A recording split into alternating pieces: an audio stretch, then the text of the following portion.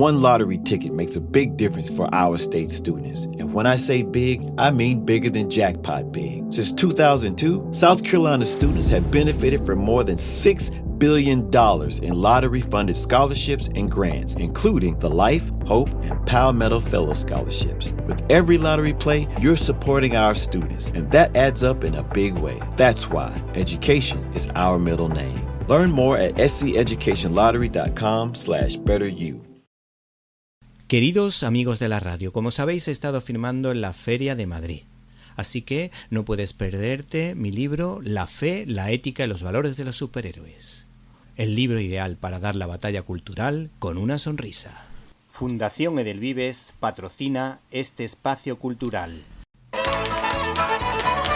Fundación Edelvives patrocina este espacio cultural.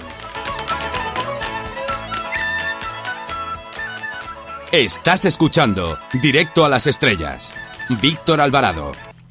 Nuestro invitado de esta semana, a pesar de ser alérgico a la kriptonita, devora desde su infancia los cómics de Superman y Batman. Se bebe los tebeos a la velocidad de Flash.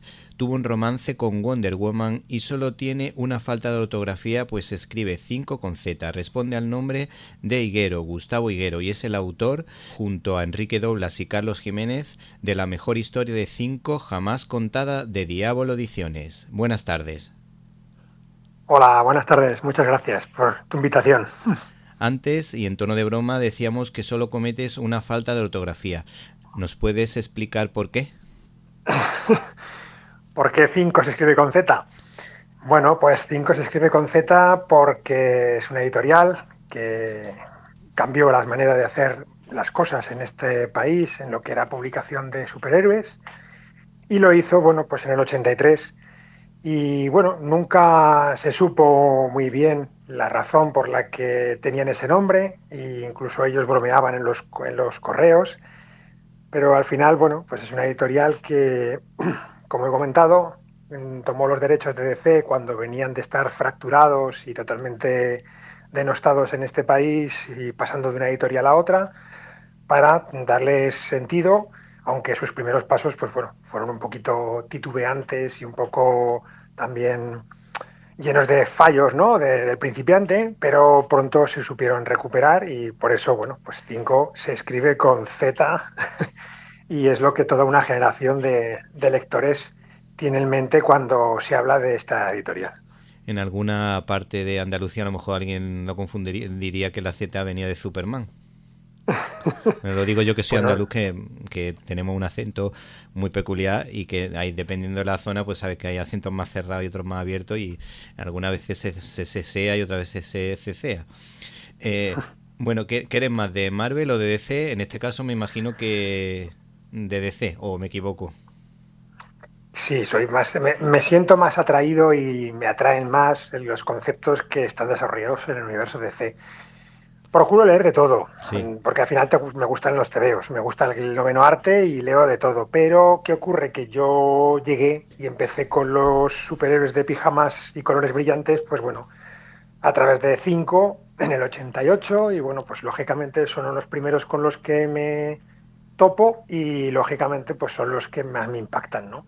¿Y cuál es ese estilo diferente o en qué se puede separar el estilo de DC del estilo de Marvel? Si hay muchos autores que trabajan a veces para las dos compañías. Sí, aunque pasan de una a otra, siempre hay como un ADN básico, ¿no? Dentro de cada editorial hay como una línea de trabajo. Mientras que DC durante muchísimo tiempo, hasta mediados de los 80, sus personajes eran héroes marmóleos, ¿no? Donde tenían todos los problemas les venían del exterior, es decir, como pues eran dificultades que tenían añadidas a sus poderes, pues como Aquaman. Aquaman no podía estar más que fuera del agua 1 hora, 60 minutos, así, 61 y se muere. Entonces, era un poco ese tipo de héroes en los que no les preocupaba nada. Ellos se hacían el bien, no tenían ningún problema alrededor, ni tenían que preocuparse de otra cosa que no fuera dedicarse a ser superhéroes. Sí, sí. En Marvel, lógicamente, rompen ese estigma cuando llega Stan Lee en los años 60 y aparecen los héroes ya con pies de barro. Entonces eso es un gran cambio, ¿no? Sí, sí. ¿Y qué ocurre? Que DC, pues bueno, pues va reaccionando y va migrando también sus héroes marmóleos hacia esa digamos, actitud de un héroe más también falible, ¿no? Sí, ¿Qué ocurre? Que no es exactamente igual, no funcionan exactamente igual porque siguen siendo los personajes de DC, en manera general, hablamos de manera general, procuran, digamos que viven de una manera muy distinta el hecho de que sean superhéroes, mientras que los de Marvel a veces más que vivirlo lo padecen. A sí. veces es un poco el concepto, la diferencia que yo veo a grandes rasgos. Lógicamente, al detalle hay diferencias y hay matices. Pero a grandes rasgos yo creo que la diferencia entre cómo es un héroe en Marvel y un héroe en DC estaría ahí. Sí, a mí particularmente, por ejemplo, en el caso de Batman y Superman, me gusta un poco la mezcla de uno y otro. Cuando tú oyes hablar a gente más mayor, le gustan los cómics más, aunque no sean de Superman y Batman, le gustan los cómics así más como tú dices, más el héroe es un héroe y no hay ambigüedades y ahora la gente más joven nos gusta que tenga un poco de variedad, que también el personaje se plantea unos dilemas morales, tenga algunas dificultades, tenga como su talón de Aquiles y todas esas cosas para entenderlo un poco mejor.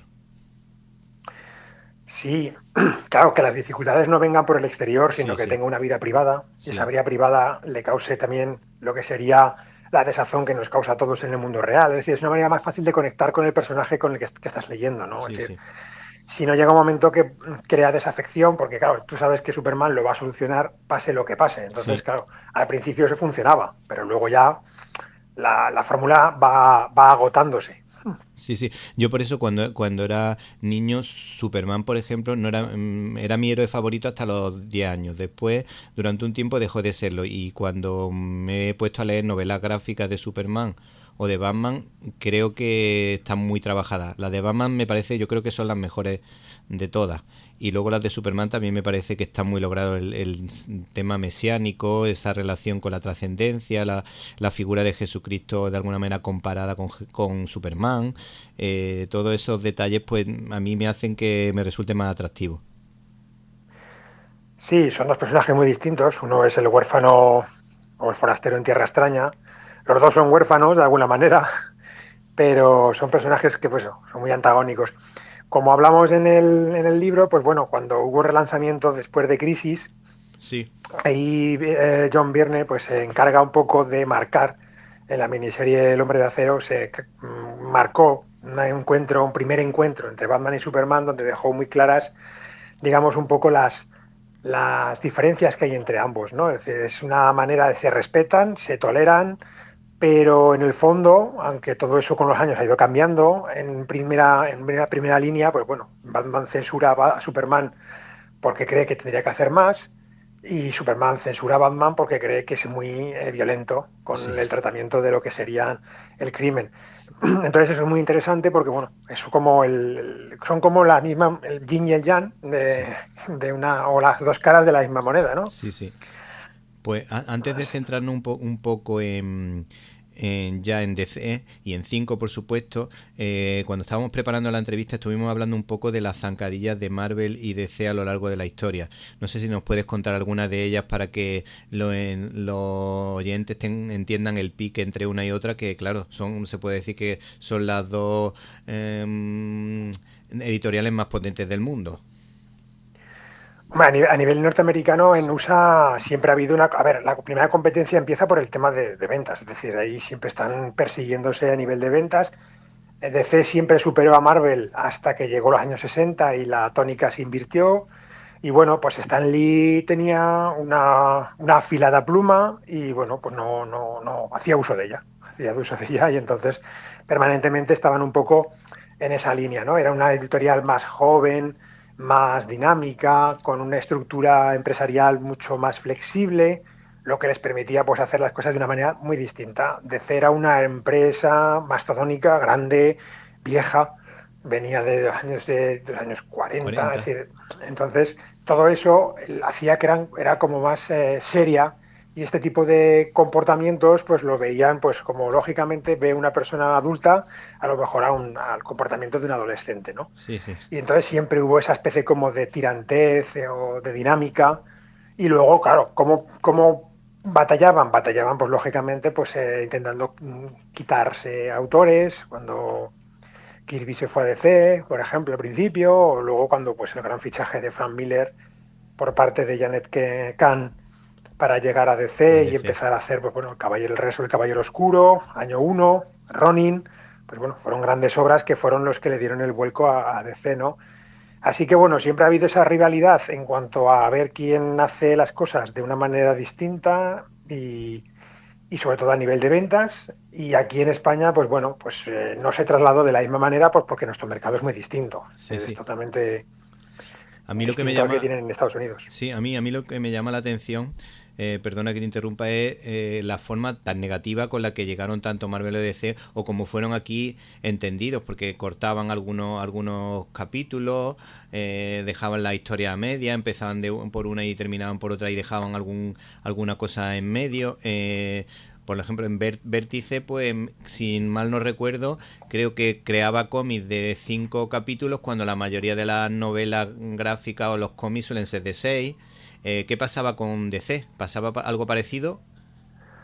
Sí, a ver, el tema del TVO de superhéroes en España tenía un problema grande y era la situación, digamos, o el entorno político en el que nos estábamos moviendo, ¿no? Sí. Entonces, claro, aquí pues Superman vino o llegó o aterrizó, por decirlo de alguna manera, dentro de lo que sería nuestro mercado, pues bueno, aterrizó con un nombre totalmente distinto, es decir, aterrizó con un traje que era amarillo, no estaba el logo, estaba traducido el superhombre y le pusieron el mote de Ciclón, ¿no? Sí. Entonces, eso venía todo, digamos, de un poco, pues, llegó a España pasando por Italia, ¿no? Sí. De Lotario Becci, que bueno, pues comienza a publicar el personaje en su país y bueno, entonces claro, ¿qué ocurre? Pues que choca con la carga política que tienen en Italia en ese momento, que Sí. es pues bueno, el Mussolini. Ministerio de Cultura Popular de Benito Mussolini. Sí. Y entonces, bueno, así un poco se fue moviendo y llegan de esa manera, igual que Batman. Batman no llegó como Batman, llegó como Alas de Acero. Sí. Entonces también diferente. Bueno, mi padre, yo te digo por la época, mi padre a lo mejor cuando tendría 10 años, sería en el año 55, él dice que él leía cómics de Superman y Batman con normalidad. Otra cosa ya, lo de a mí nunca me ha dicho lo de los nombres en español. Por ejemplo, yo sé a través del libro de la editorial Novaro, cuando Bruce Wayne se llamaba Bruno Díaz, pues me enteré de los nombres, pero él nunca me ha contado que Clark Kent se llamase de otra manera. No sé, sería quizá unos años antes, los primeros Es que eso es años. antes, sí, eso estamos hablando de los años 40. Sí, sí. ¿Y qué nombres tenía? ¿Qué nombres le pusieron aquí en España? Si te acuerdas. A ver, pues en principio el Daily Planet lo pasaron por La Jornada, lo cambiaron a La Jornada. Sí. Perry White se transmutó al nombre de Jorge Martín y, si no recuerdo mal, Clark Kent pasó a ser Carlos Sanz. Por decir así, algunos cambios más sutiles. También hubo cambios en lo que sería lo que el tema de Krypton, que se dejó la CAP, se escribía siempre con C, y los padres biológicos pues no eran ni Llorel ni Lara, sino que era Aldebarán y Liama. Sí, sí, qué curioso. Entonces, pues bueno, son curiosidades de ese momento, pues bueno, pues porque bueno, tenían que ser las cosas así y los anglicismos pues había que eliminarlos un poco por el sentimiento patrio. Sí. Y bueno, eso pues trajo luego pues años de publicaciones un poco erráticas y bastante... ¿Es verdad que se calcaban algunos cómics de los originales? A ver, lo que se incluso, más que calcar, lo que se llegó a hacer también era que se llegaba a hacer, hubo producción propia. Es decir, claro, llegó un momento en el que, por decirlo de alguna manera, no había suficiente producción de material original, sí, ¿vale? En Estados Unidos para lo que aquí se estaba consumiendo en Europa. Entonces, claro, que la única forma de poder llegar puntual a los kioscos, porque era importante la distribución de ese nuevo material, pues bueno, pues lo que se hizo fue llegar a modificar, ¿no? Modificar lo que se llegaba a publicar en hasta 3 historias totalmente apócrifas, ¿no? Y firmadas por artistas españoles, anónimos, que ni siquiera firmaban ni tenían ningún valor dentro de lo que era el producto como tal. Sí. Simplemente había que poner a Superman en las tiendas, ¿no? Estamos hablando, pues eso, de principios de los años 40, cuando esto estaba pasando y era, pues bueno, pues porque estábamos también en un periodo De posguerra. de guerra y, lógicamente, pues todo eso se repercutía a nivel mundial. ¿Y esos cómics son tan valiosos o tienen algún valor si los comparamos con los primeros números de Batman o de Superman? Si se ¿Te refieres a los si números alguien los americanos? Es tuviera. decir, comparando con lo que sería la edición de Action Comics número 1 o de Sí, Detective Comics bueno, 27. teniendo en cuenta que estábamos en España, un país distinto y todo eso, pero ¿tendrían algún valor potente si alguien los tuviera o lo que fuera? Pues lo desconozco. Lo que sí puedo decir es que aquí cuesta que se ponga en valor lo que serían tebeos antiguos. Es decir, ahora empieza a haber una cultura más extendida de lo que sería ver al tebeo como algo más allá de un entretenimiento puro y duro, Sí, sí. y que ese coleccionismo barra lector, pues bueno, ese coleccionista barra lector, pues bueno, empieza a verse ahora yo creo que son brotes que Sí. empiezan a valorar ese producto, que a lo mejor pues un cómic de 1940 tiene un valor que hace 25 años no se le estaba dando. Sí, sí. En España no es lo mismo que, por ejemplo, ocurre en Italia o en Francia y en Bélgica o en Estados Unidos. El cómic es muy habitual, pero aquí en España ha costado poco a poco, pero yo creo que ahora da la impresión Sí. de que hay mucho más interés en la novela gráfica, ya no está tan mal visto eso. Ay, me estoy leyendo un cómic, esto es para niños chicos.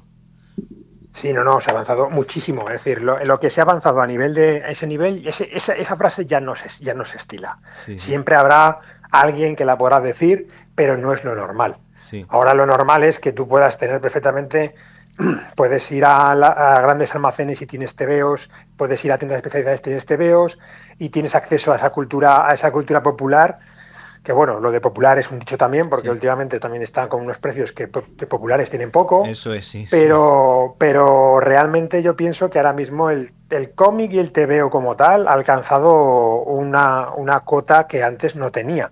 Y curiosamente se lee menos que antes. Claro, no, y te completa un poco porque a veces tú puedes leerte grandes obras de la literatura universal, pero luego a lo mejor a todo no puede llegar, pues te lees alguna versión en cómic o incluso hay novelas gráficas históricas que están realmente bien. Hace poco se pudo ver a través de 9 de 9 una novela gráfica sobre Malinche y Hernán Cortés que está bastante bien, tiene muy sugerente y a nivel histórico creo que está bastante bien documentada la parte que se puede documentar y luego la parte de la propia de la ficción imaginada por los autores. Sí, es que el TVO permite acercarse a muchísimos géneros, además que tiene una capacidad educativa muy alta, muy grande. Es decir, hay libros, bueno, lo has comentado tú, hay novelas gráficas hace poco también publicó una relacionada con el tema de lo que fue el proyecto Manhattan, Sí, todo el desarrollo de la bomba atómica, creo que se titulaba La Bomba. Tenemos cómics que se dedican a mirar y a trabajar la figura histórica y científica, pues, de grandes figuras relevantes del mundo de la ciencia, de la historia como tal. Es decir, que realmente, bueno, pues es un medio que es capaz de absorber y además comunicar de una manera mucho más económica que lo que sería el cine, por ejemplo, ¿no? sí, sí. Entonces, pues bueno, para mí es un medio fantástico, porque une lo mejor de la literatura con lo mejor del cine. Sí, la editorial Cascaborra, por ejemplo, aquí en España está haciendo una buena labor con Sí. personajes históricos. Yo me leí el otro día, normalmente suelen ser más de conquista de militares, pero me leí el otro día La vida de los hermanos Álvarez Quintero, está contada con mucho sentido del humor y con mucho arte y es súper entretenido y aprende un montón y aprende a valorar la figura de los Álvarez Quintero, que es muy buena, pero que a veces la teníamos siempre un poco concentrada en el costumbrismo, pero tú luego te vas dando cuenta el talento de estas personas y cómo la valía que tenían y lo valorados que fueron en todo el mundo, incluso y en España.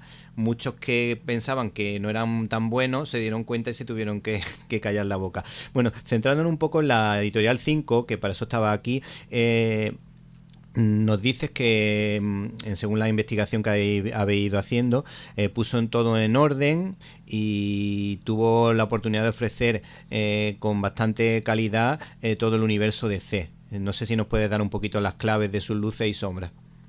Sí, como he comentado, arrancaron un poco sin saber muy bien qué tenían entre manos. Es decir, en el 83 publicaron en noviembre el primer cómic, digamos, con licencia de DC, que fue la adaptación de la película de Superman, no de la 1 ni de la 2, sino de la 3.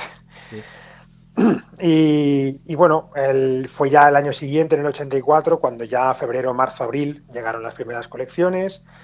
Que bueno, fue una selección un poco coral, ¿no? Y un poco así sin criterio, ¿no? Teníamos los nuevos Titanes, teníamos Camelot 3000, teníamos cosas como Superman y Batman, obviamente, y teníamos también cosas como Mega Man o Atari Force o La Cosa del Pantano, ¿no? Era como todo muy disperso.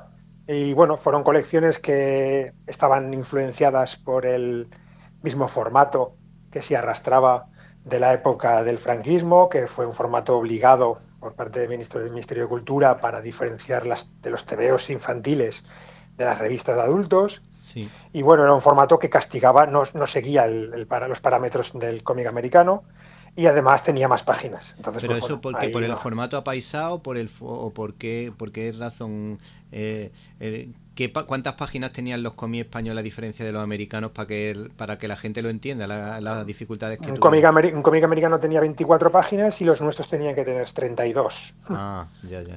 Entonces, y luego a veces el formato era más grande, era más igual de alto y un poquito más ancho. Entonces, bueno, obligaba a retocar las viñetas y la razón era esa, es decir, era un formato que estaba impuesto fue impuesto por parte del régimen, que Sí. luego cuando ya el régimen desapareció y entramos en democracia, las editoriales de manera inercial lo siguieron arrastrando. Es decir, Forum publicaba sus cómics, que llegó un poquito antes que Cinco, y publicaba Conan, publicaba Spider-Man, publicaba sus series Sí. también en ese formato. Quiero decir que estaban bueno, como muy introducidos en el ADN editorial, ¿no?, de este país. Sí. Pero ¿qué ocurre?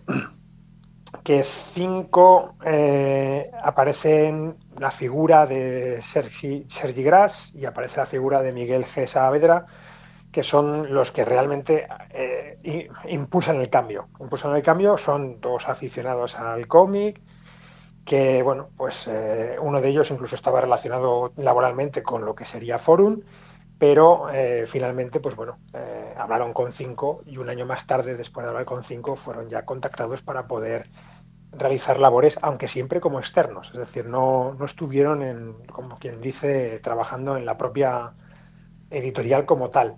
Sí. Y son ellos los que hacen el cambio. Es decir, Y primer cambio. la traducción se hace aquí en España, se hacía en España.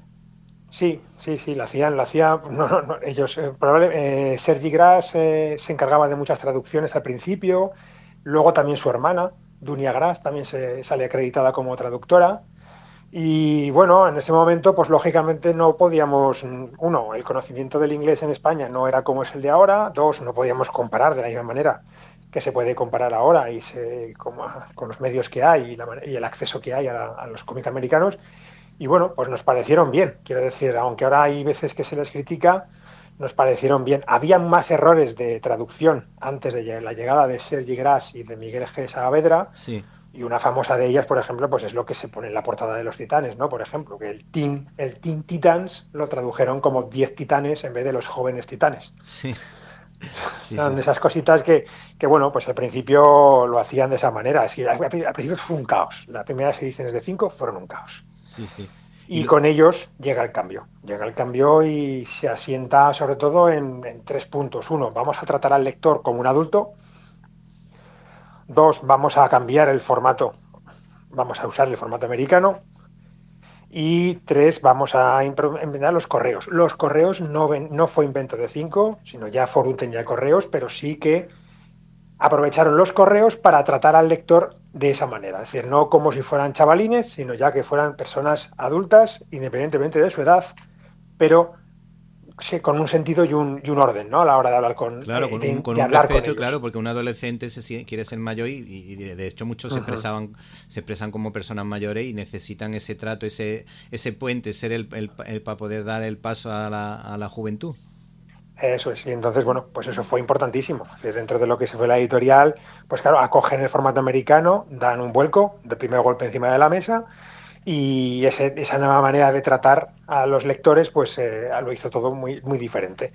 Y aparecen una serie de colecciones, digamos, que son bisagra entre lo que ya llegaría después, que son las primeras que aparecen con ese formato americano, del que todavía no se acogen al 100%. Es decir, cogemos el formato americano en tamaño, pero seguimos metiendo 32 páginas, es decir, 24 más un trocito de la siguiente historia.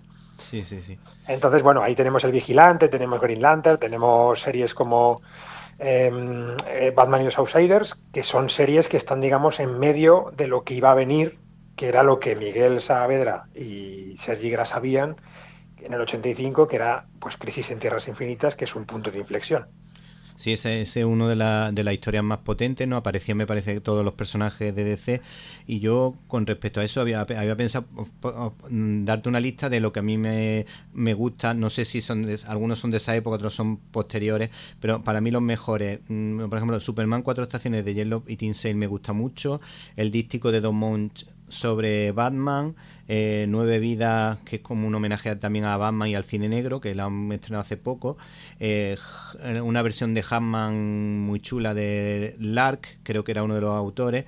Y últimamente me ha llamado también la atención Wonder Woman Tierra Muerta, que en Wonder Woman no es de mis favoritos, pero me ha gustado mucho ese cómic. No sé si tú dirías, me puedes decir un par de ellos que te hayan gustado de alguna de las colecciones que tú destacarías de esa época, de ahora mismo, vamos, lo que prefieras. Actuales, sí, actuales o de los que se estrenaron o se pudieron ver en 5. Por ejemplo, me imagino que estaría la de Frank Miller, el regreso del Caballero Oscuro, claro. Estaba Año 1, que a mí me gusta mucho Año 1.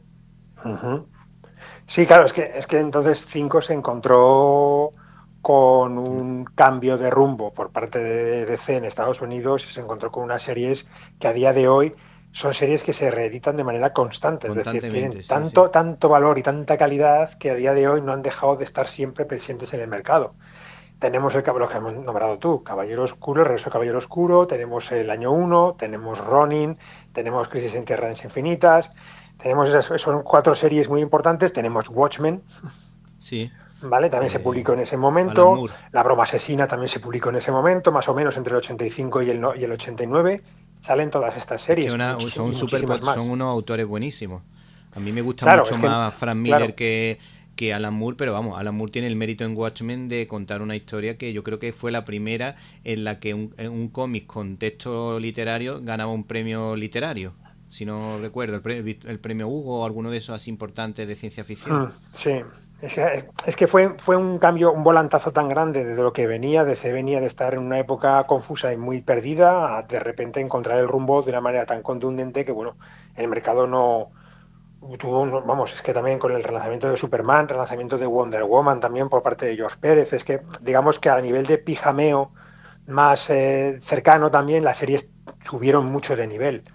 Tenías a todos los personajes cambiando de rumbo y evolucionando de una manera como no se había visto en los últimos casi 30 años, ¿no? ¿Y por qué cayó? ¿Por qué cae la editorial? Como 5, ahora nos hemos enterado de que CC no ha podido seguir. Yo pensaba que le iba bien, pero he visto que al meterse en temas de grandes superficies tipo Carrefour o tipo las FNAC no han calculado las exigencias de esas grandes superficies. ¿Qué es lo que pasa cuando las editoriales se mueren? Porque yo pensaba que precisamente Marvel y DC nunca tenían problemas, pero he visto que han ido cayendo tanto las de tanto en diferentes épocas han cambiado de derecho, lo ha comprado otra persona y digo, si otro empresario, pero si algo tan supuestamente rentable, ¿qué es lo que se hace mal para que esas empresas se vengan abajo? Porque yo pensaba que eso era sinónimo siempre de buenas ventas y de éxito. Bueno, a ver, incluso en Estados Unidos las dos han tenido problemas. Es decir, lo que ocurre es que DC durante más tiempo formó parte del entramado de Warner y Marvel en los 90 entró en bancarrota, fue rescatada de malas maneras y además vendiendo, que es uno de los problemas que ha tenido a nivel de derechos cinematográficos, vendiendo los derechos cinematográficos de Spider-Man a unos, sí, es verdad, otros personajes a otros, entonces sí. Se troceó en 1000 trozos para intentar sobrevivir hasta que, bueno, ahora le ha llegado la hora. Las vacas fuertes le han venido ahora, pues bueno, pues porque forma parte del entramado de Disney. Pero claro, ¿cómo pasan eso? Pues porque al final son empresas que están dentro de un entramado económico y bueno, al final no escapan de las convulsiones del mercado. ¿Qué ocurre? Pues bueno, a ver, cada vez que ha habido en España, pues bueno, desde 5, han publicado 5, Ha publicado Viz, ha publicado Norma, ha publicado Planeta y ha publicado ECC. Ha habido 5 editoriales que han publicado DC en España Sí. en estos momentos. Entonces, bueno, la que cayó fue 5. Es decir, 5 sí que se vino abajo por una serie de circunstancias que se explican en el libro, relacionadas pues, con la venta de 2 cómics al otro lado del Atlántico. Y bueno, lógicamente 5 era una editorial que no tenía el músculo financiero que podía tener Forum porque estaba apoyada por lo que es el Grupo Planeta. Sí. Y bueno, 5 en el libro también explicamos a quién pertenecía, porque no era 5 una editorial, digamos, pequeñita, pero era pequeñita, pero formaba parte de Coedis. Ah, Entonces, bueno, al final, pues perder los derechos de DC, que es lo que le ocurrió, más perder los derechos de los juegos de rol, que también pasó con TSR de manera simultánea, cuando el rol en nuestro país, pues a mediados de los 90 estaba catapultándose bueno, era un producto que se estaba vendiendo extraordinariamente bien, sí. con cifras de ventas elevadísimas.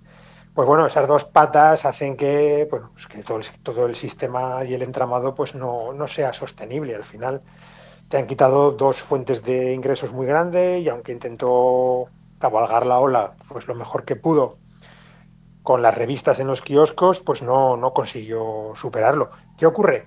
Que se unió que en los 90 teníamos una crisis tremenda, tanto en Estados Unidos como aquí relacionada con el TVO. Entonces, bueno, la sufrió Forum, la sufrió 5. Las colecciones se redujeron, aparecieron fórmulas editoriales para intentar sobrevivir al mercado que estaba muy mal. En Estados Unidos la especulación de lo que vino de más y las portadas lenticulares y brillantitos y todo eso pues hizo mucho daño también. Los héroes se convirtieron en gente con pistolas gigantes, dientes apretados y cartucheras. Entonces, bueno, pues hubo una convulsión muy grande en Estados Unidos y aquí también la tuvimos. Sí. Y eso es lo que pasó. Entonces, pues bueno, ahora mismo pues han ido pasando de unas a otras, unas a otras, pues porque los derechos se tienen que renovar cada X tiempo y bueno, cada empresa a nivel interno pues sabe si puede continuar con ellos o no puede continuar con ellos. Ya es algo que son temas económicos que se ¿Y tú escapan de un poco de nuestro por qué control. crees que se hace? Porque intentan sacar al principio, sacan los mejores productos y luego ya se van desinflando y ya no consiguen llegar a las mismas ventas que al principio, o que se agota esa generación y ya no quiere seguir comprando ese tipo de TVO. O a lo mejor te estoy preguntando algo muy complicado. No, a ver, editar TVOs es difícil. Es difícil. Puede parecer que es más fácil porque pues, si tienes una, digamos, una marca reconocida bajo tu mano, es decir, no es lo mismo publicar un cómic de Superman que publicar yo si mañana cojo y escribo un TVO sobre un superhéroe, ¿no? Sí, sí. Desconocido. Pero aunque tengas una marca reconocida, editar TVOs es difícil. ¿Por qué? Porque el mercado es muy complicado. Porque el mercado hoy es muy diferente que teníamos hace 40 años. Sí, sí, sí. Ahora hay un entretenimiento distinto, hay unos lectores diferentes y entonces, bueno, llegar a ellos pues es muy difícil, más cuando tienes un modelo de negocio que es un serial eterno. Sí, Es sí, decir, sí. estos cómics superhéroes son como, pues eso, como los culebrones Totalmente. latinoamericanos, es decir, son eternos. Entonces, ¿qué ocurre? ¿Por qué, por ejemplo, ahora mismo el manga es el que lleva la voz cantante? Pues porque a través del manga llega con muchos géneros y de muchas maneras distintas en formato en el que yo cojo una historia, me apetece leer una historia de monstruos y cojo una historia de monstruos y tengo esa historia de monstruos y es una cápsula. Sí. Luego puedo coger otra cápsula. Entonces aquí, pero si yo me meto en los mutantes, por decir un ejemplo, o me pongo a leer la Legión de Superhéroes, claro, el problema está en que me subo a un tren en marcha. Y ahora mismo los nuevos lectores, pues eso lo toleran menos, Sí, sí, sí. ¿vale? ¿Pero por qué? Pues porque hay muchísima más oferta. Nunca se ha publicado tanto como... Yo no recuerdo en la tienda tantas cosas como ahora. Sí, sí, Entonces, claro, es difícil elegir.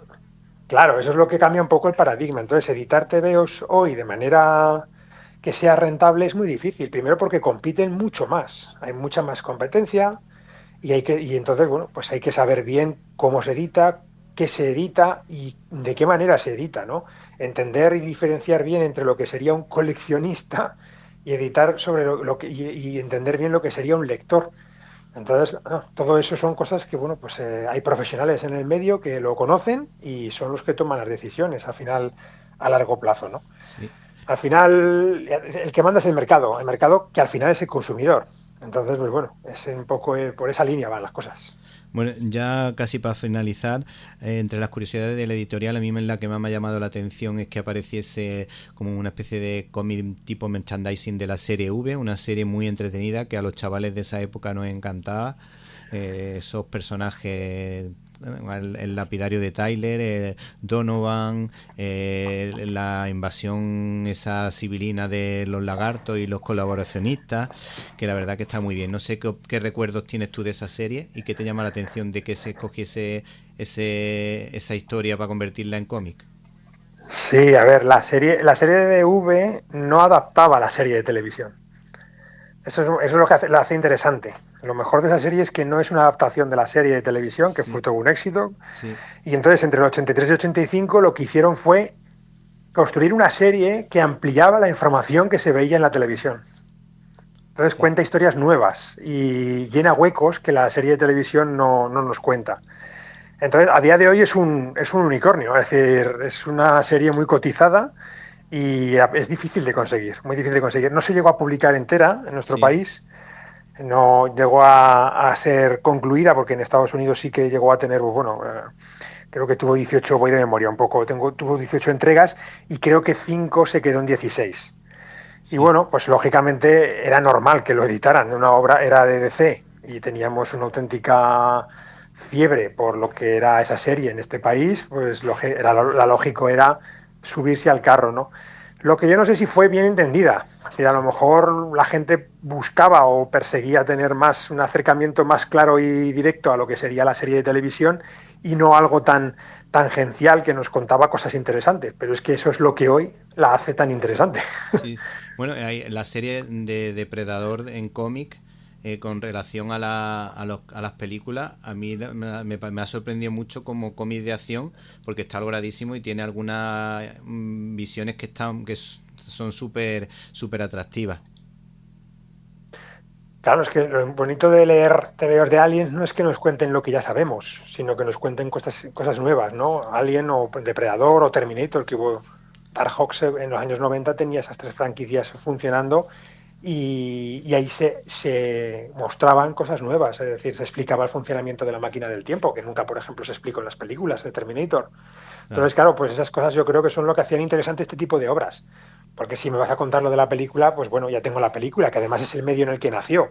Y lógicamente funcionan, voy a decir que mejor que luego cuando se trasladan directamente al TVO, ¿no? Pero si el TVO es capaz de adentrarse en las grietas de la historia, ahí es donde el TVO entonces triunfa. Y ya sí, para finalizar muy rápidamente, si quieres me das tu top 5 de las ¿Sí? 5 mejores adaptaciones de cómics de DC y con eso Sí, terminamos. bueno, esto es complicado porque siempre levanta polémica. Venga, pues te animo a decirla y con eso terminamos.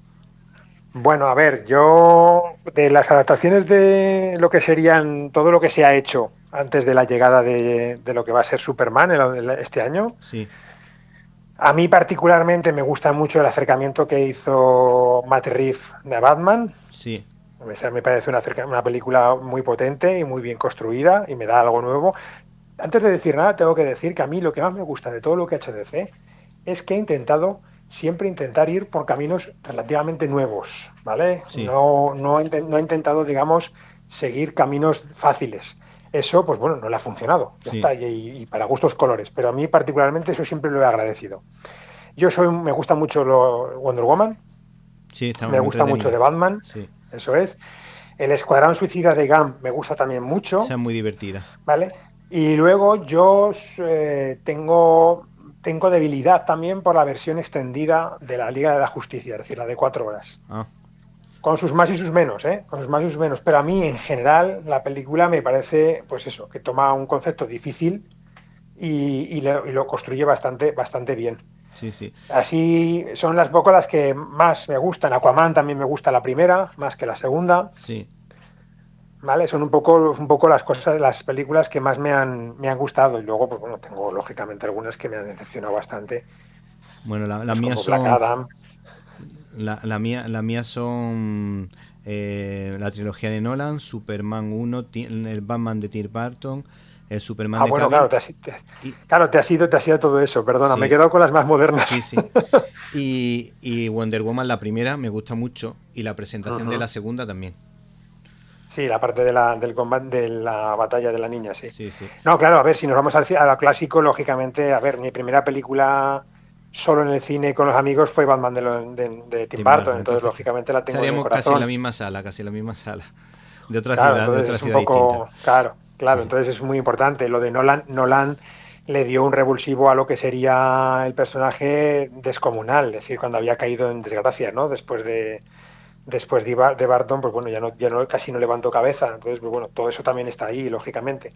Que yo me he quedado en la parte más, digamos, en lo que era lo que ha sido el intento de tener un universo cohesionado dentro de lo que sería a nivel de cinematográfico. Vamos. Te hemos entendido. Bueno, pues Gustavo Higuero, gracias por esta entrevista más bien larga. Muchísimas gracias por todos los detalles que nos has dado y por tu libro, La mejor historia de 5 jamás contada de Diablo Lecciones. Una auténtica joya, no se la pierdan.